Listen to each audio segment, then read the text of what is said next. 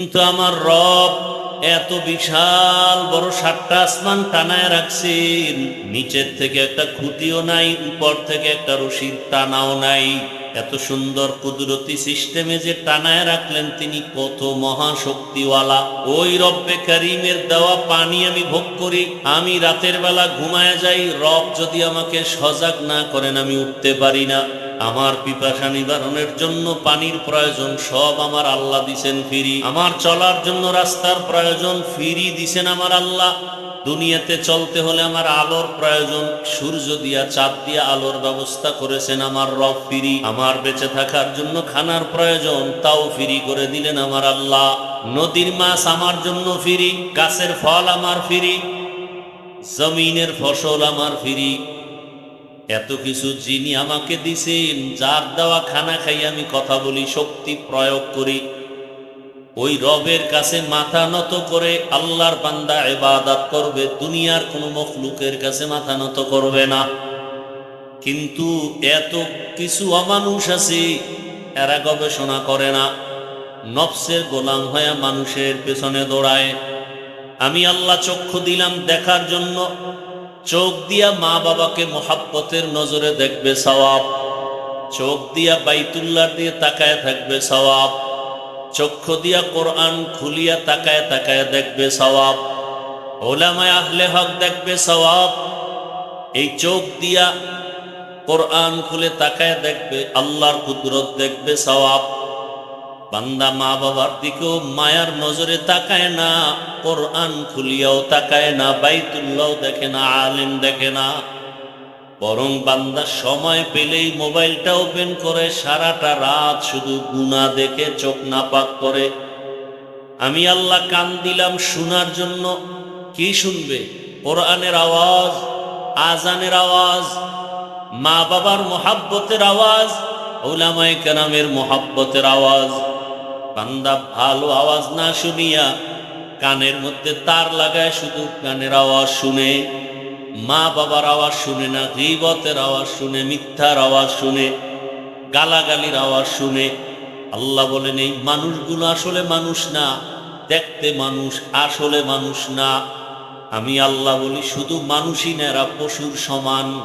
আল্লাহ কয় না না, এরা পশুর থেকেও আরো খারাপ, পশুর থেকেও খারাপ। কেন?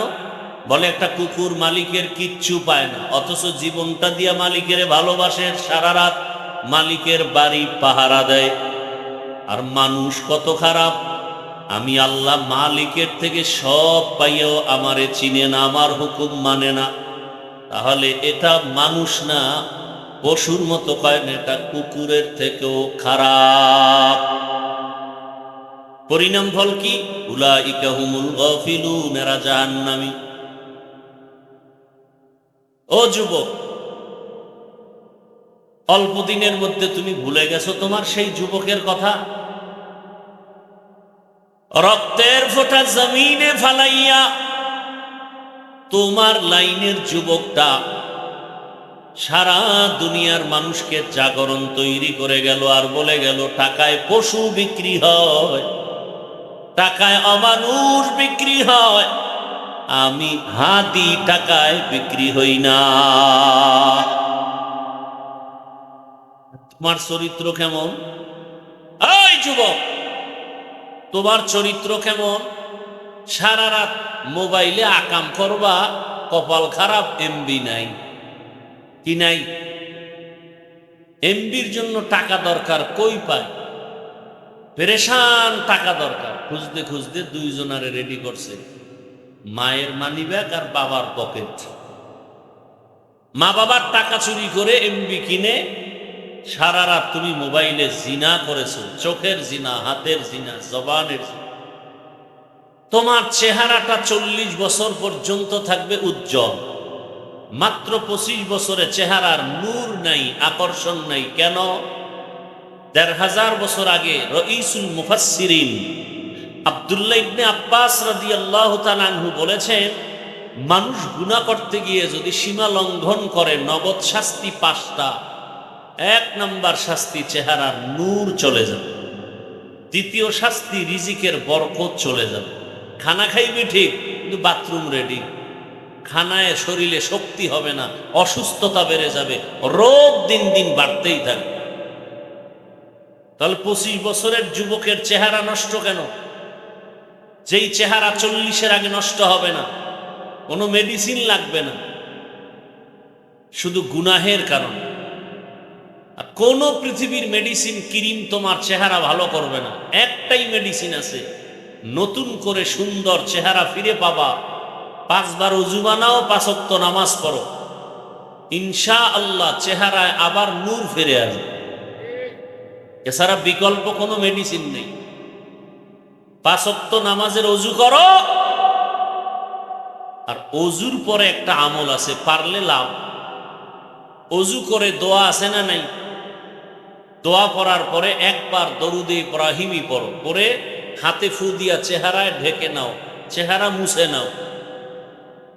দরুদে ইব্রাহিমি যেটা নামাজে পড়ো, ওযু করার পরে দোয়া করে, এরপরে একবার দরুদে ইব্রাহিমি পড়ে হাতে ফু দিয়া চেহারায় মুছো। এটার একটা আলাদা অ্যাকশন আছে, একটা ফল আছে। যে নামাজ পড়ে না ওর জন্য এই সবক কি হবে? যে নামাজই পড়ে না তো পড়েই না। কত বড় বেয়াদব আবার বলে নামাজ না পড়লেও দিল পরিষ্কার। কত বড় বেয়াদব! আপনি আবার হাসেন, কত বড় নিকৃষ্টতম বেয়াদব। অথচ রসুল কি বলেন? বাইনাল আবদি ও বাইনাল কুফরি তরকুস সালাহ। বেঈমান আর মুমিনের ভেতরে ব্যবধান হলো নামাজ। বেঈমানেরা নামাজ পড়ে না, মুমিনেরা নামাজ ছাড়ে না। নামাজ কত ওয়াক্ত? এইবার ইকো দিস না, ইকো হয় কেন? নামাজ কত ওয়াক্ত? সপ্তাহে একদিন। কোন দিন? কথা কন না কেন? প্রতিদিন। কত ওয়াক্ত? 5 ওয়াক্ত নামাজ। মাঝে মাঝে ছেড়ে দেওয়ার কোনো অনুমতি আপনারাই বলেন নাই, করেন না কেন? এরে আমার কলিজার যুবক বাবা, তোমার সেই ছেলেটা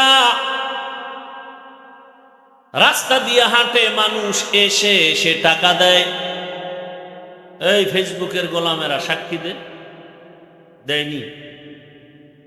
দেয় নাই? 50,000 টাকার বান্ডিল মরণের পরে অ্যাকাউন্ট চেক করা হলো, কোটি কোটি টাকা হাদির অ্যাকাউন্টে জমা, মানুষ এমনি দিয়েছে। তুমি 500 টাকার জন্য তোমার চরিত্র নষ্ট করেছো, আর ওই সন্তান রাস্তা দিয়ে হাঁটলে এসে মানুষ টাকা দেয়।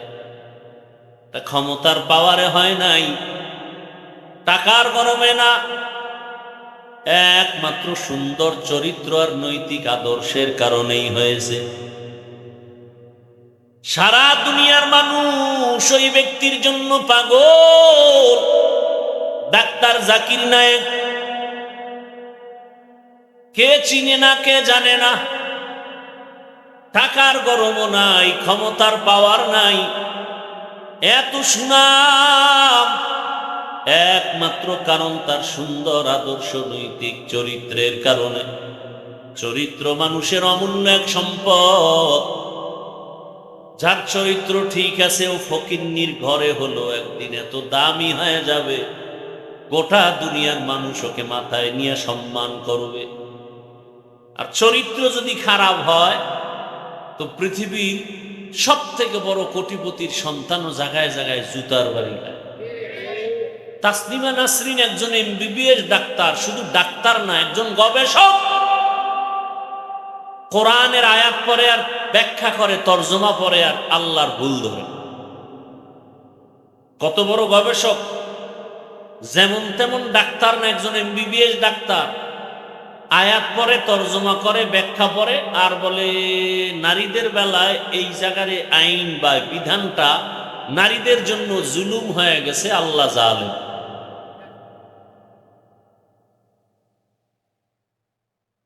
ডাক্তার হইয়াও জুতার বাড়ি। আর ডাক্তার জাকির নায়েকের জন্য গোটা দুনিয়া ভালো। দনজনই কি তাসলিমা জুতার বাড়ি খায় কেন? কোরআনের ব্যাখ্যাও পারে, ওদিকে জাকির নায়েকও ব্যাখ্যা পারে, কোরআনের ব্যাখ্যা, হাদিসের ব্যাখ্যা, আয়াত, পৃষ্ঠা নাম্বার সহ। জাকির নায়েক সাহেবের এত সুনাম কেন? তাসলিমার কপালে জুতা কেন? কোনো ব্যবধান নেই কি বাংলাদেশে এই জন্য? না চরিত্র খারাপ? কি খারাপ? চরিত্র বড় ভালো সম্পদ। এবার বুঝো চরিত্রের কত মূল্য।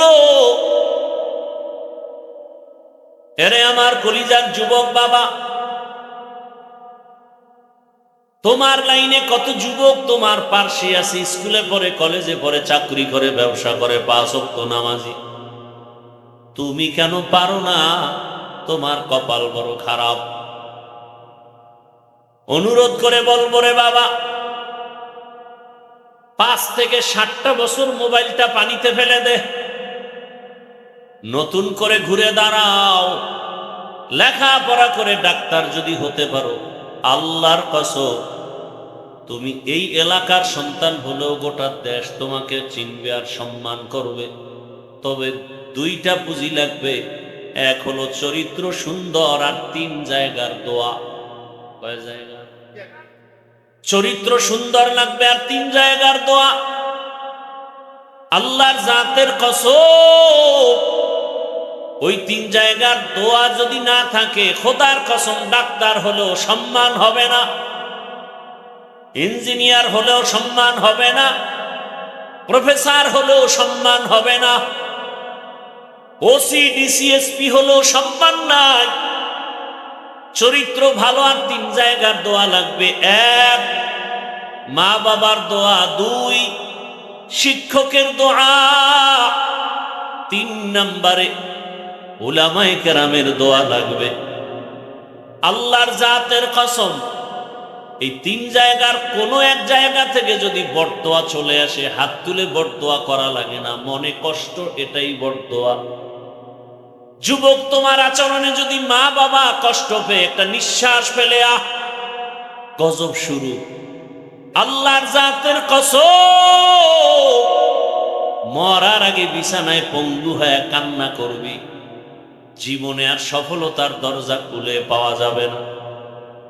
শিক্ষক যদি তোমার আচরণে কোনো কষ্ট পেয়ে একটা নিঃশ্বাস ছাড়ে, আল্লাহর কসম তোমার জিন্দেগিটা নষ্ট হয়ে যাবে, লেখাপড়ার জগতে আর সফলতা অর্জন করা যাবে না।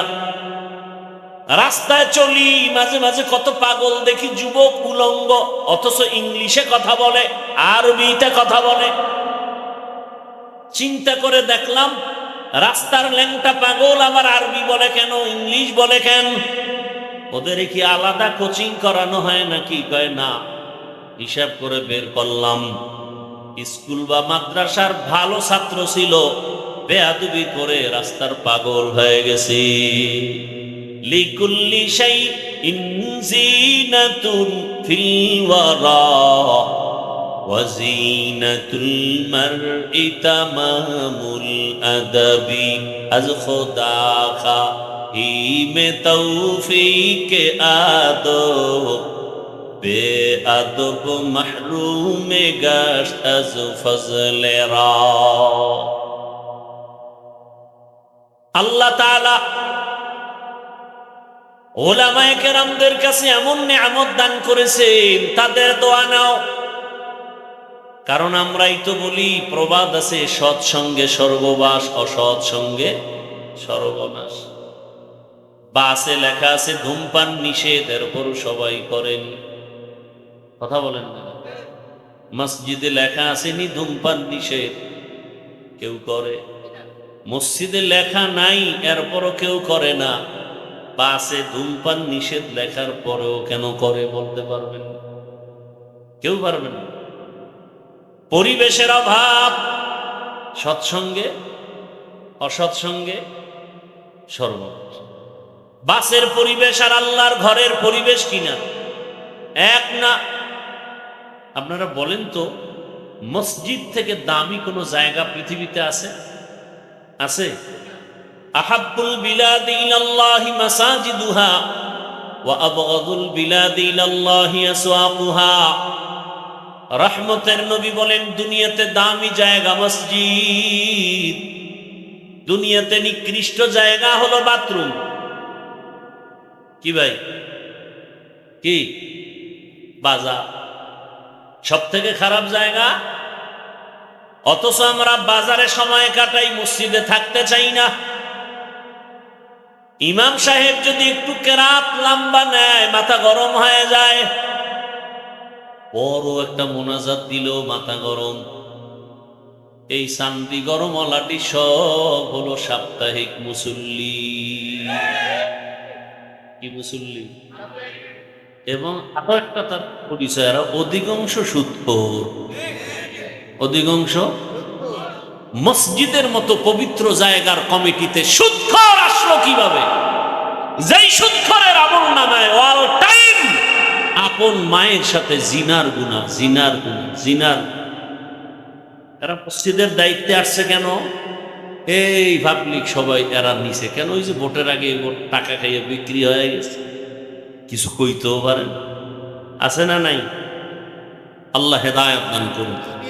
যেই সুদখোরের নামাজ কবুল হবে না, মোনাজাত কবুল হবে না, দান কবুল হবে না, হজ কবুল হবে না, সেজদা কবুল হবে না, তার পিছনে দৌড়ায় যারা, এগো অন্তরও ভালো না। কথা ঠিক না?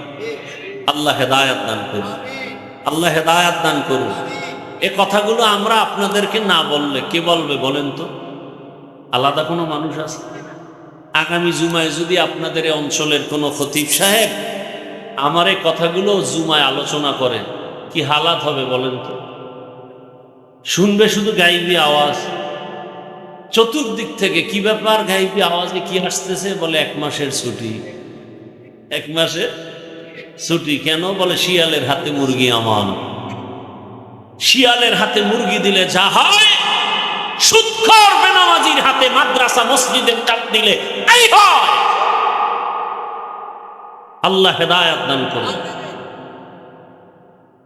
যে যেই লাইনে থাকেন যার যার হিসাব আল্লাহর কাছে দিবেন। তবে একটা কথা লিখে রাখেন, যতদিন পর্যন্ত জমিনে ইসলাম আসবে না ততদিন পর্যন্ত শান্তি আসবে না। শান্তির একমাত্র ঠিকানার নাম ইসলাম। মানেন আর না মানে, আল্লাহর জাতের কসম, শান্তি ইসলাম ছাড়া কেউ দিতে পারবে না, সম্ভব না, কোনোভাবেই সম্ভব। যেদিন ইসলাম আসবে সেদিন শান্তি আসবে। অতএব ইসলামকে জবাই করে শান্তির দোয়া করাও গুনাহ।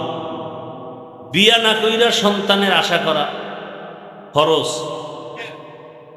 হ্যাঁ, বিবাহ না করে যত দোয়া নিবেন কোনো কাজে লাগবে লাগবে না। ইসলাম জবাই করেন। এই যুবক, তুমি টুপি পরো না কেন? এক যুবক কয়, হুজুর দোয়া কইরেন, চেষ্টা করো। আর এক যুবক কয়, টুপির মধ্যে কি ইসলাম? আমার থেকেও ভিআইপি বেয়াদব। ভাই দাড়ি রাখো না কেন? এক যুবক কয়, হুজুর রাখা দরকার, রসুলের আদর্শ, পারি না, চেষ্টা করো। আর একটা কয়, দাড়ির মধ্যেই কি ইসলাম? তার মানে দাড়ি বা টুপি বা। পর্দা করো না কেন? পর্দার মধ্যেই কি ইসলাম? আছে না নাই? নামাজ পড়ো না কেন? মদিনার পোশাক পরো না কেন? পোশাকের মধ্যেই কি ইসলাম? তার মানে পোশাকেও ইসলাম নেই, দাড়ির মধ্যেও নাই, টুপির মধ্যেও নাই, পর্দার মধ্যেও নাই। মহিলা পুরুষ একসাথে বসো, কি ভাই পর্দা? পর্দার মধ্যেই কি ইসলাম? পর্দাও বা। তো ইসলাম কই? হাওয়ায় উড়ে ইসলাম, হাওয়ায়। ইসলাম কোথায় উড়ে? হাওয়ায়। চাপা বাজিয়ে আমি ইসলাম, আমি ইসলাম। কাজের বেলায় কিচ্ছু নেই। কি ভাই, আমি মদিনার ইসলাম চাই, আমি দাড়ি ছাড়া ইসলাম চাই না, টুপি ছাড়া ইসলাম চাই না, পর্দা ছাড়া ইসলাম চাই না। তার মানে কি? পর্দা ছাড়া ইসলাম আছে নাই, টুপি ছাড়া ইসলাম নাই, নামাজ ছাড়া ইসলাম হতে পারে না,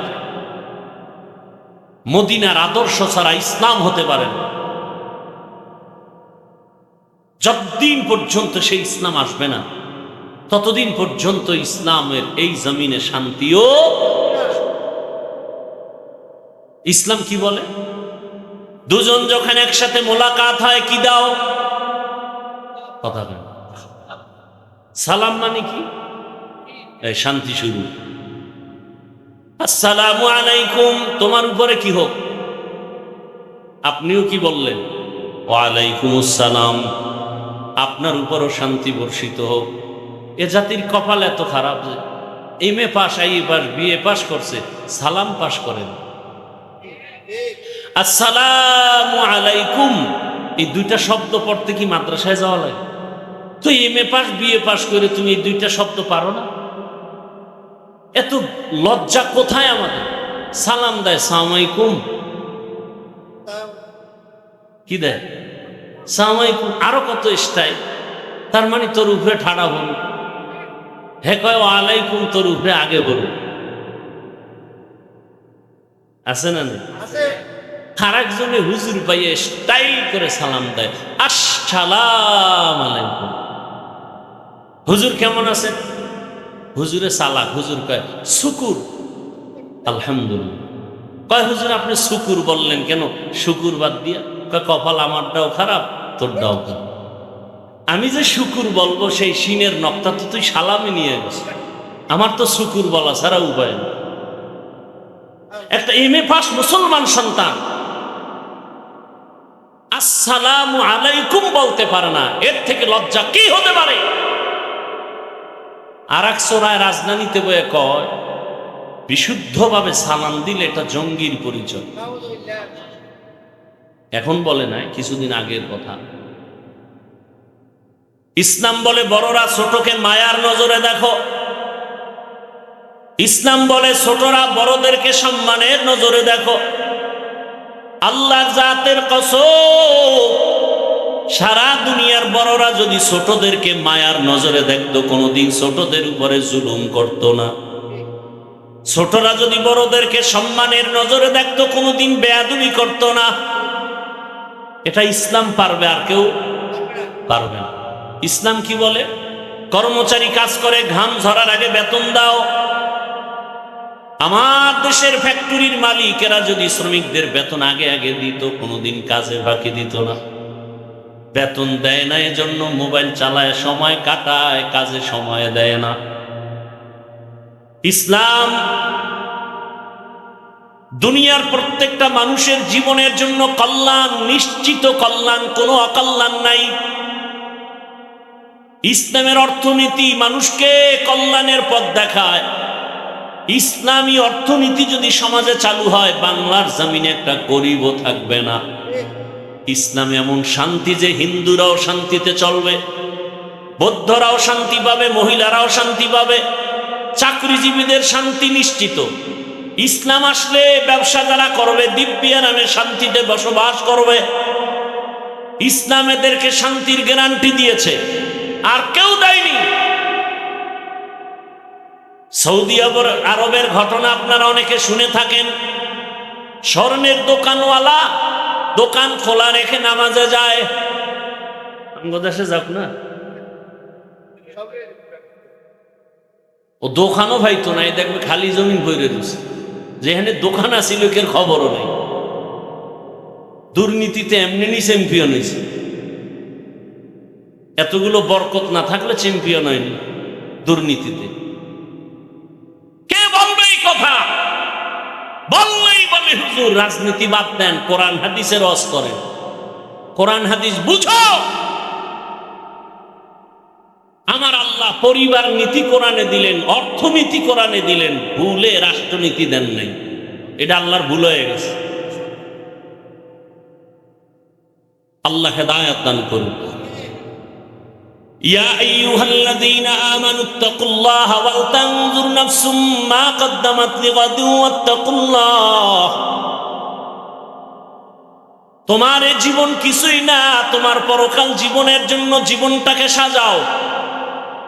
চোখ বন্ধ হয়ে গেলে সব শেষ। ও যুবক, আমি তোমাকে এতক্ষণ বয়ান করি, হুজুর হইয়া বয়ান করি, কিন্তু একবারও বলি না তুমি আমার মতো হুজুর হও।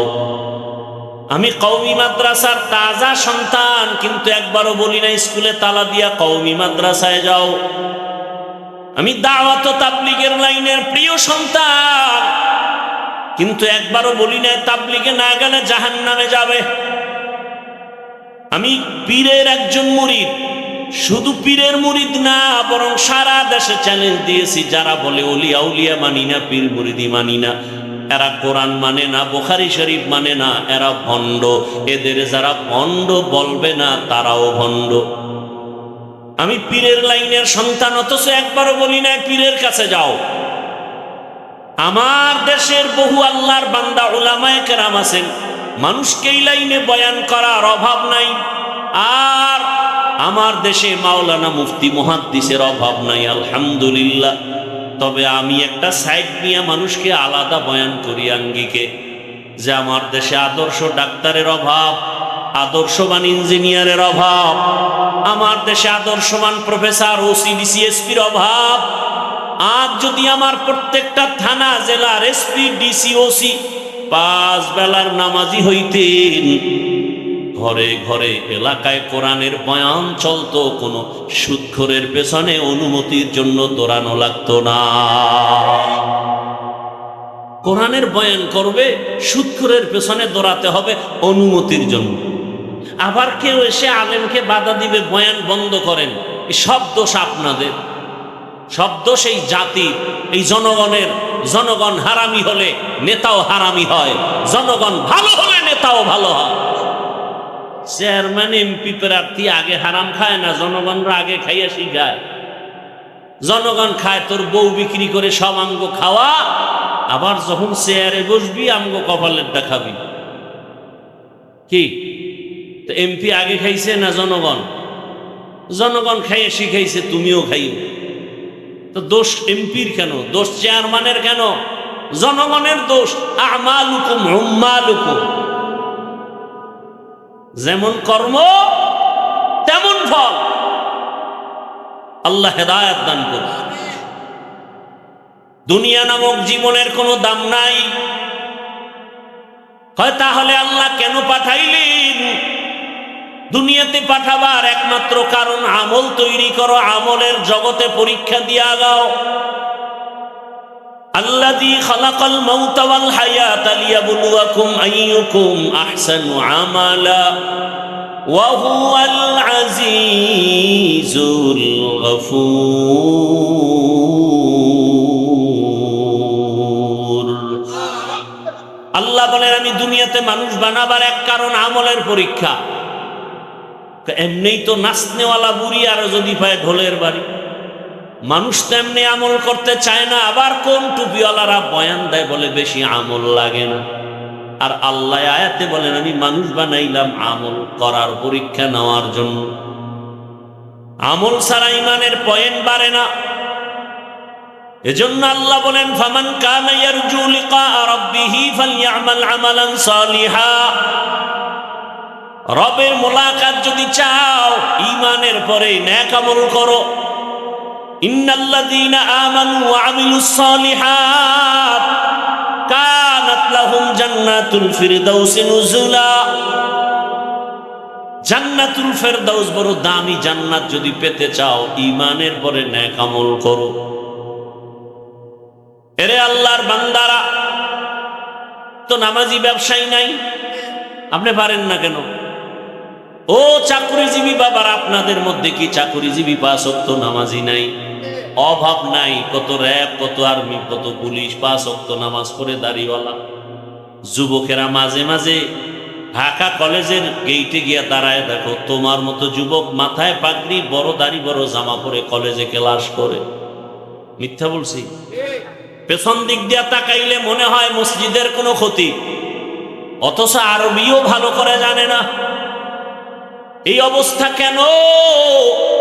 বলে স্কুল কলেজ জেনারেল লাইনে পড়ছে ঠিকই, কিন্তু মা বাবার দোয়া লাগছে আর আলেমের নজর লাগছে। ওলামায়ে কেরামের নজরে বড় দাম। ও পর্দার আড়ালের আম্মা জানেরা, বোনেরা, আপনাদের মতো কত মা কত বোন এই এলাকায় 5 ওয়াক্ত নামাজ পড়ে পর্দা করে, অভাব নাই।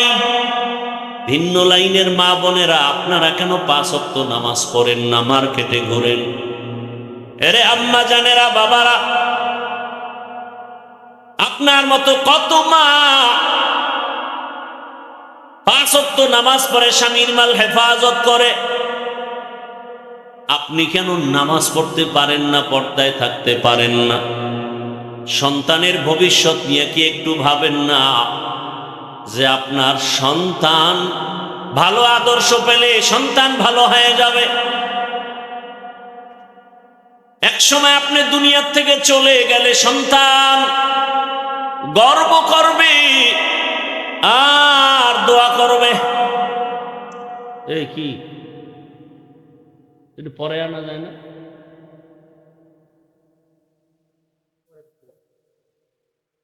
ভাইরা আমার,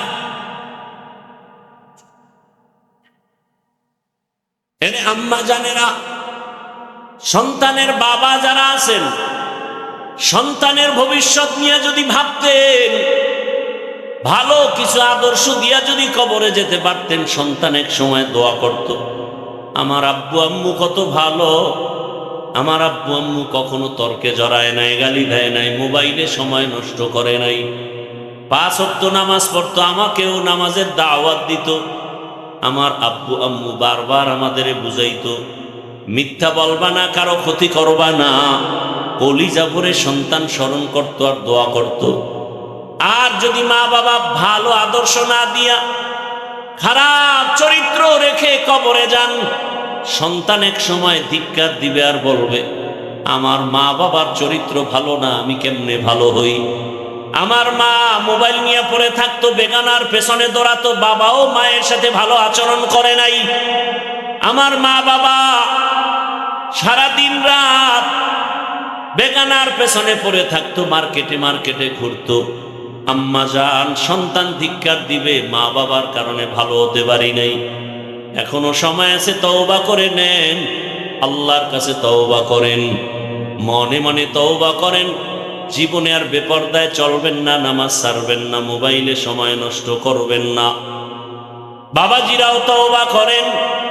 আমার যুবকদেরকে বলছি, আল্লাহর কাছে তওবা করে একটা কথা অন্তরকে বুঝাও, মনটাকে প্রশ্ন করো, আমার মতো কত যুবক স্কুল কলেজে পড়ে, নামাজ পড়ে, আমি কেন পারি না?